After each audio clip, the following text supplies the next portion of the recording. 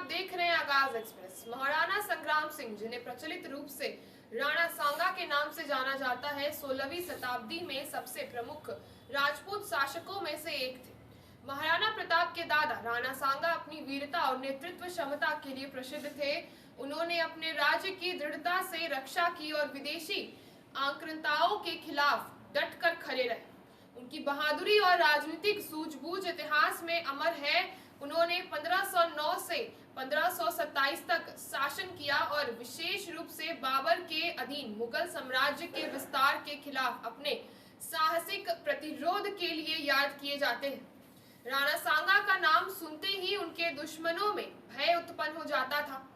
उनका जन्म 12 अप्रैल 1482 को वैशाख कृष्ण नवमी के दिन हुआ। वे महाराणा कुंभ के पौत्र और सिसोदिया वंश के महाराणा रायमल के सबसे छोटे पुत्र थे। वे मेवाड़ के सबसे शासक यानी कि पहले शासक थे जिन्होंने दिल्ली पर अधिकार जमाने का सपना देखा। आसपास के क्षेत्रों को जीतते हुए उन्होंने अपना प्रभाव बढ़ाया और कई शिलालेखों में उनकी विजय का उल्लेख मिलता है। 30 जनवरी 1528 को चित्तौड़गढ़ में उन्हें षड्यंत्र के तहत विष दे करके मार दिया गया, लेकिन उनकी वीरता की निशानी इतिहास के पन्नों में बखूबी दर्ज हो गए।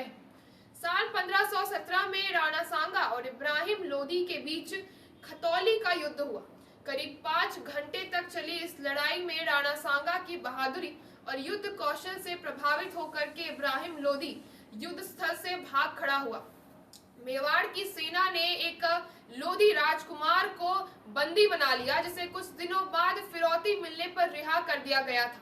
इस युद्ध के दौरान राणा सांगा का बायां हाथ तलवार से कट गया और घुटने में तीर लगने के कारण उन्होंने अपना एक पैर भी गंवा दिया था। 1527 में भरतपुर के रूपबास तहसील में खांडवा के मैदान पर बाबर और राणा सांगा के बीच एक भीषण युद्ध हुआ। इतिहासकारों के अनुसार इस युद्ध में राणा सांगा को 80 गंभीर घाव लगे, फिर भी उन्होंने हार नहीं मानी।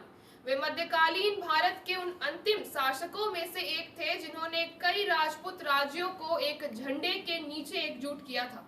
इतिहास में राणा सांगा की वीरता के कई उदाहरण भरे पड़े हैं।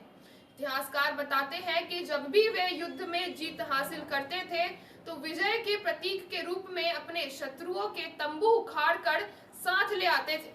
उदाहरण के तौर पर 1527 में बायना की लड़ाई में उन्होंने कमल खान लोधी के सैन्य शिविर पर हमला किया और उनकी छावनी का तंबू उखाड़कर अपने साथ ले आए थे। कुछ इतिहासकारों का मानना है कि अगर राणा सांगा जीवित रहते तो भारत में मुगल साम्राज्य के विस्तार की स्थिति अलग हो सकती थी और संभवतः इसे रोका भी जा सकता था, क्योंकि वो लगातार प्रतिरोध कर रहे थे और अन्य क्षेत्रीय शक्तियों को भी मुगलों के खिलाफ खड़े होने के लिए प्रेरित कर रहे थे। मेवाड़ के वीर शासक राणा सांगा न केवल अपनी बहादुरी के लिए मशहूर थे, बल्कि उनकी उदारता भी विशेष रूप से उल्लेखनीय मानी जाती थी, जिसका इतिहास में कई प्रमाण मिलते हैं। इतिहासकारों के अनुसार जब राणा सांगा और महमूद खिलजी के बीच युद्ध हुआ तो जीत के बावजूद राणा सांगा ने अपनी दरियादिली दिखाई और महमूद खिलजी को मालवा का आधा राज्य देकर के सम्मान पूर्वक विदा किया।